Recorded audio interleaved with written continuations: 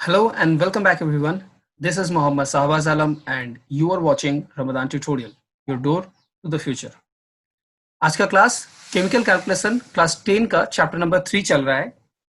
Waste Bengal board के जो candidates है, जो माध्यमिक के कैंडिडेट है, उनके लिए चैप्टर नंबर 3 केमिकल कैलकुलेशन काफी कंफ्यूजिंग चैप्टर है, इसलिए हम लोगों ने इस पर detail total 6 part of videos complete करेंगे।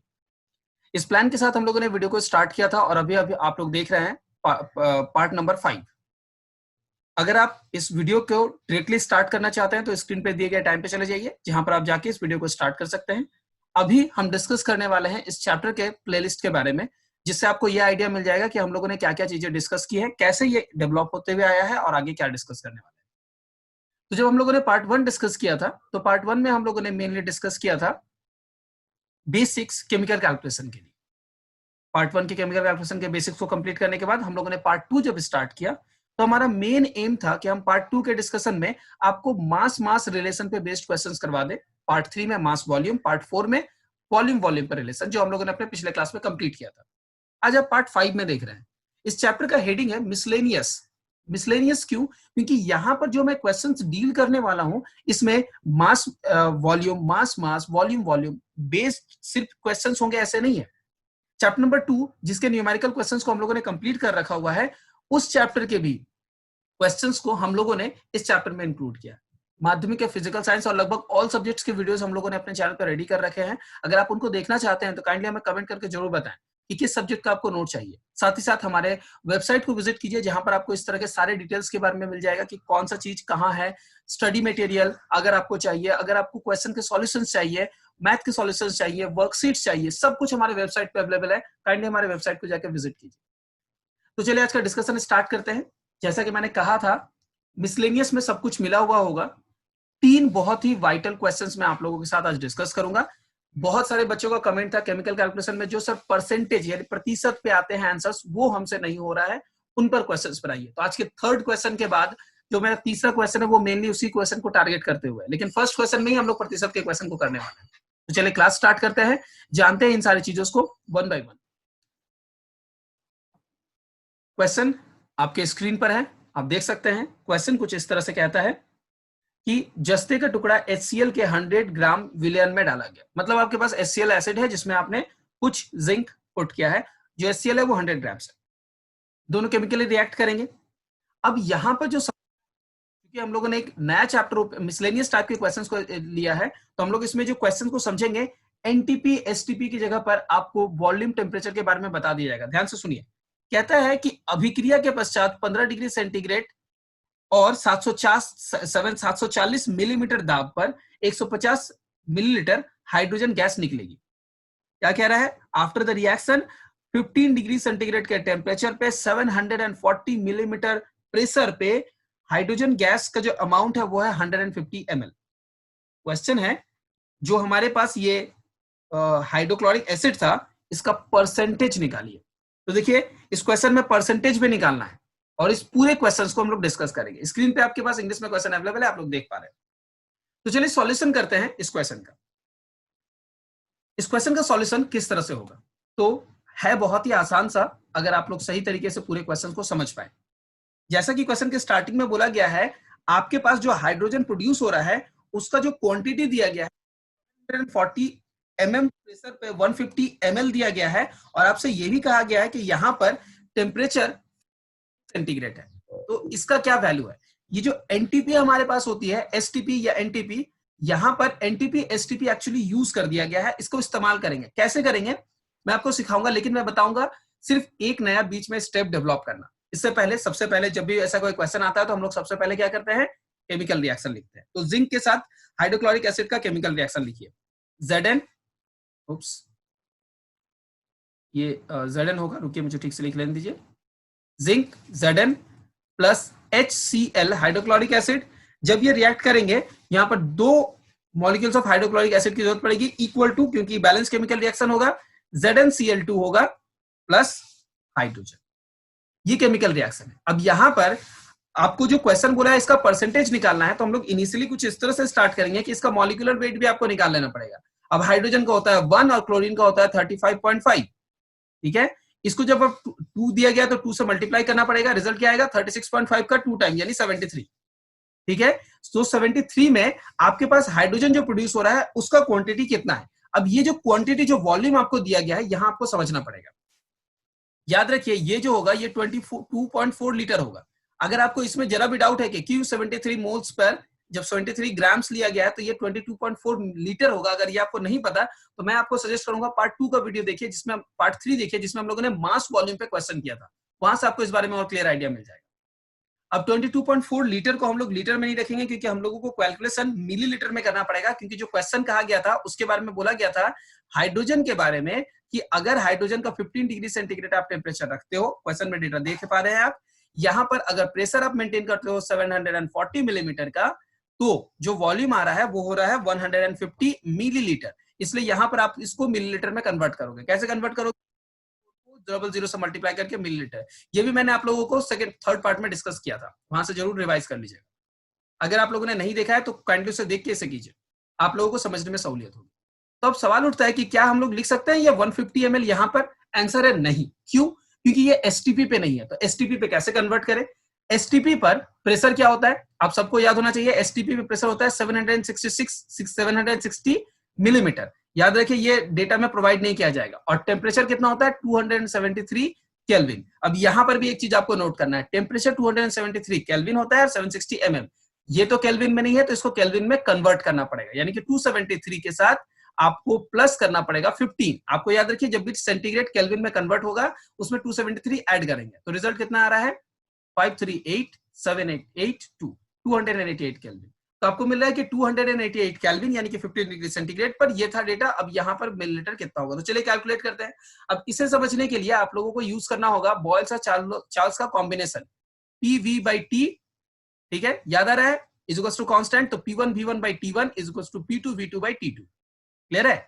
अब मैं आपको बताऊं, ये हमारा T1 है, ये हमारा P1 है, ये हमारा V1 है, ये हमारा डेफिनेटली T2 है, ये हमारा P2 है, तो हम लोगों को निकालना है V2। सारे डेटा को यहां पुट करके V2 कैलकुलेट करते हैं। P1 का वैल्यू डेटा देख के बताइए 740 इंटू V1 का वैल्यू डेटा देख के बताइए, V1 है 150 ml divided by temperature 288 is equals to P2 आपको दिख रहा है 760 इंटू V2 वॉल्यूम आपको निकालना है तो ये V2 ही रहेगा, इंटू T2 क्या है 273 केल्विन। चलिए सॉल्व करके कैलकुलेट करते हैं।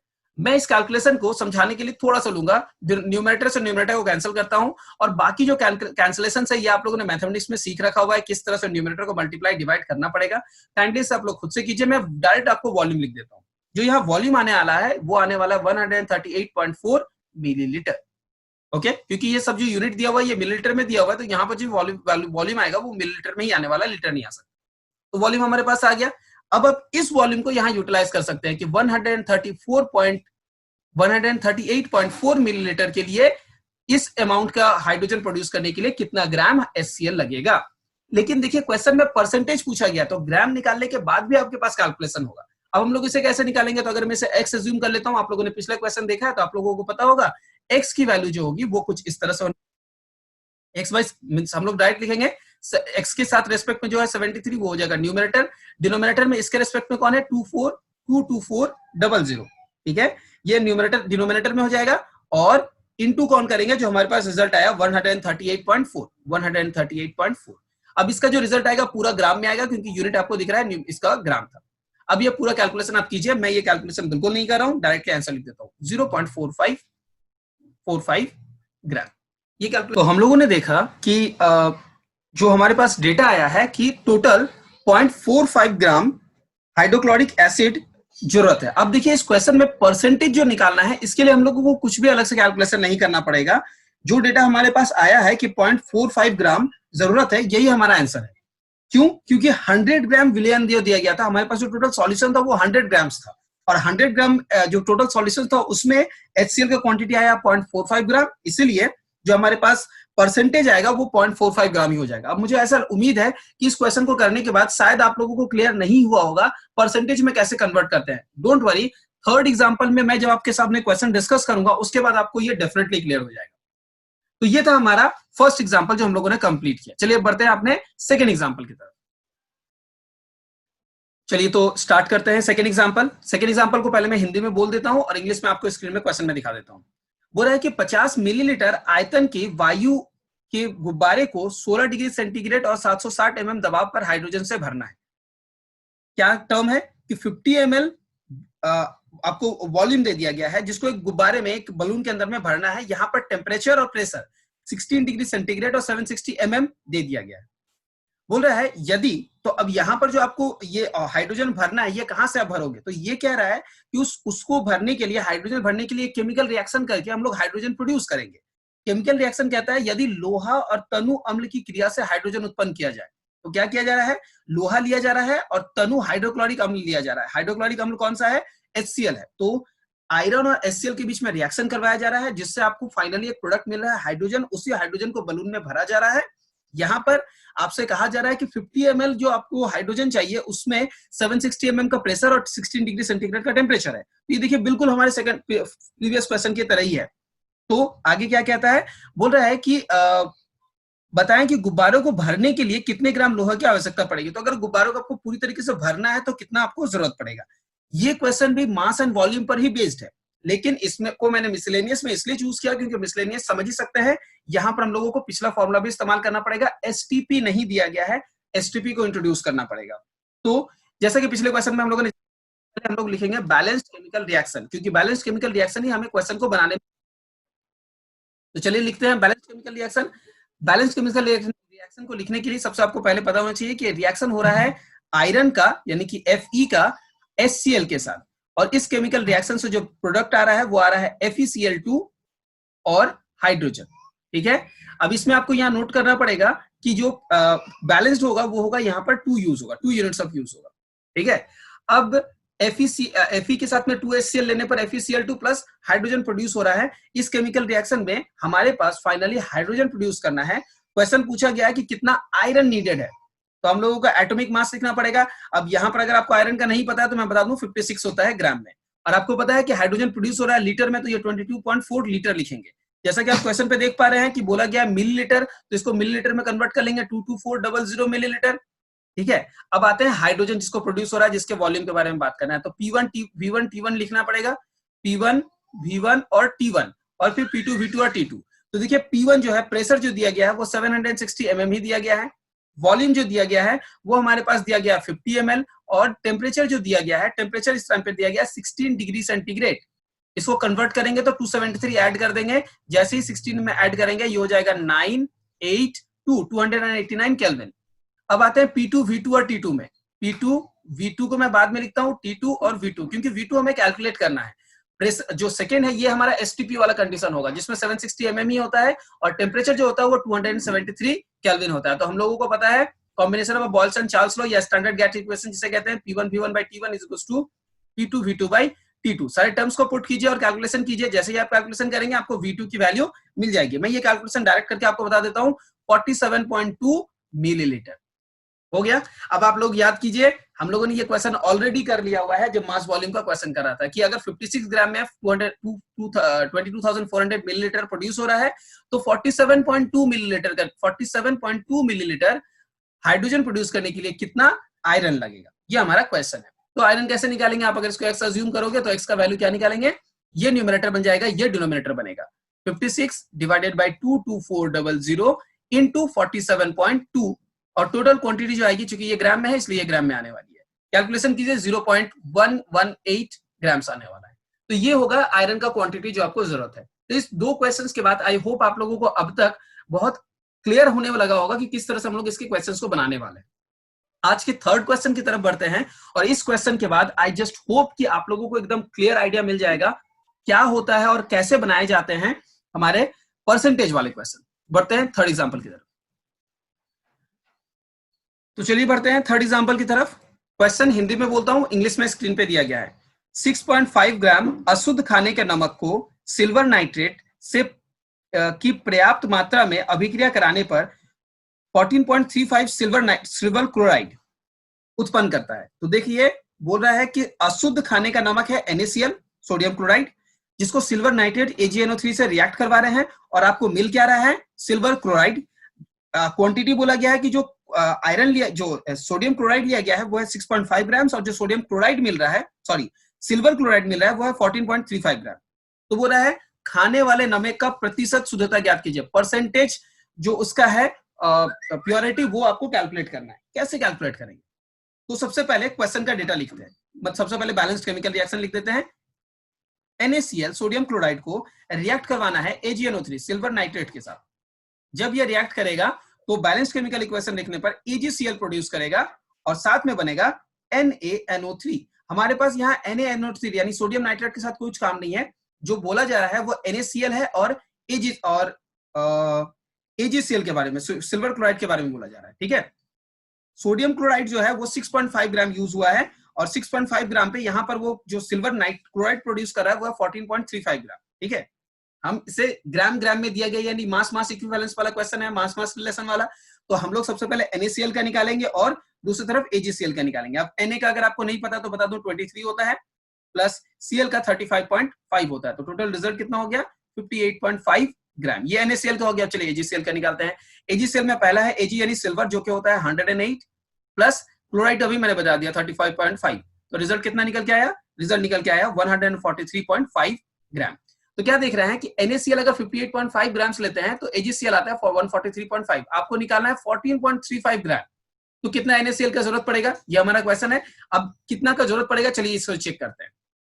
तो कितने की जरूरत पड़ेगी इसे निकालने के लिए? अगर मैं इसे x अज्यूम करता हूं तो x अज्यूम करने पर x की वैल्यू जो होगी, इसके रिस्पेक्ट में न्यूमरेटर कौन है 58.5, ये हो जाएगा हमारा न्यूमरेटर, और इसके रेस्पेक्ट में ये हो जाएगा जो 143.5, ये हो जाएगा डिनोमिनेटर इनटू 14.35 करेंगे। ये कैलकुलेशन काफी आसान है। देखिए डेसिमल का बस एक कैलकुलेशन हो, तो जो रिजल्ट आएगा वो आसानी से निकल के आ जाएगा 5.85 ग्राम।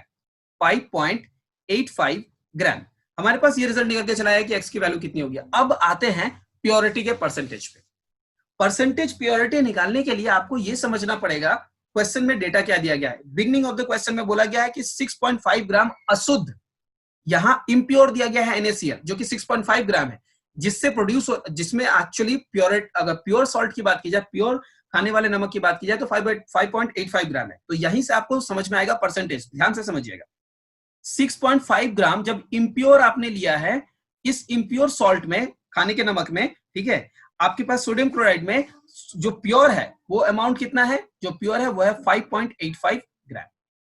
तो हम यहां से सिंस लिखते हैं, इसलिए 1 करके जब 1 इम्प्योर में निकालेंगे तो ये हो जाएगा प्योरिटी का जो हो जाएगा। Okay, something went, I am not able to find out my cursor. Okay, just wait a minute, कुछ टेक्निकल प्रॉब्लम्स हो रहे हैं, कर्सर सपोर्ट नहीं, नाउ इट्स वर्किंग। तो प्योर पे हम लोग कैलकुलेट करेंगे, ये हो जाएगा 5.85 डिवाइडेड बाय 6.5 ग्राम। अब याद रखिए जब भी आपको परसेंटेज निकालना होगा आप ऑलवेज इसको 100 पे कैलकुलेट करोगे। देखो ये 100 कहीं बोला नहीं गया, लेकिन चूंकि परसेंटेज में निकालना है इसलिए याद रखिए 100 इंट्रोड्यूस होगा। तो यहाँ पर प्योरिटी जो है उसका परसेंटेज कैलकुलेट हो जाएगा, परसेंट प्योरिटी हो जाएगा 5.85 बाई 6.5 और इनटू हो जाएगा 100, और जो भी रिजल्ट आएगा इतना अब परसेंट में आने वाला है। आप इसको सॉल्व कीजिए, जब आप इसको सॉल्व कीजिएगा जो भी रिजल्ट आएगा अप्रोक्सीमेटली 90% के आसपास आने वाला है, 90%। तो यही हो जाएगा आपका आंसर। देखें परसेंटेज किस तरह से निकालना है। आपको जो भी दिया गया था 6.5 ग्राम्स, उसको आपने 100 ग्राम्स में कन्वर्ट किया। अब इसके साथ मैं आपको एग्जांपल नंबर 1 का रेफरेंस देता हूं। एग्जांपल नंबर 1 में मैंने आपको जब फाइनली देखा आपने कि जो आपको लिया गया था वो 100 ग्राम लिया गया था HCl, 100 ग्राम सॉल्यूशन में हमारा आया था 0.45 ग्राम, राइट। इसीलिए जो परसेंटेज है वो डायरेक्ट इसी में हमारे पास आ गया 0.45% होगा। समझ आया तरीका? तो इस तरह से हम लोगों ने वो कैलकुलेशन किया था। तो ये 3 एग्जांपल के बाद आई जस्ट होप कि आप लोगों को पूरी तरीके से ये चैप्टर समझ आ गया होगा। 6th पार्ट आपको जरूरत है या नहीं, जरूर इस वीडियो के एंड पे कमेंट करके बताएं, जिसमें हम लोग डिस्कस करने वाले हैं माध्यमिक के प्रीवियस ईयर के क्वेश्चंस। माध्यमिक के प्रीवियस ईयर के क्वेश्चंस के अलावा हम कुछ होमवर्क्स हमेशा अपने डिस्क्रिप्शन बॉक्स और कमेंट सेक्शन में देते हैं, उनको भी सॉल्व कीजिए और कमेंट करके बताइए। अगर ये वीडियो पसंद आता है तो वीडियो को लाइक कर दे, नहीं पसंद आने पर डिसलाइक करके जरूर बताएं वीडियो में क्या प्रॉब्लम है जिनको हम इंप्रूव करें। Thank you so much, see you in the next class.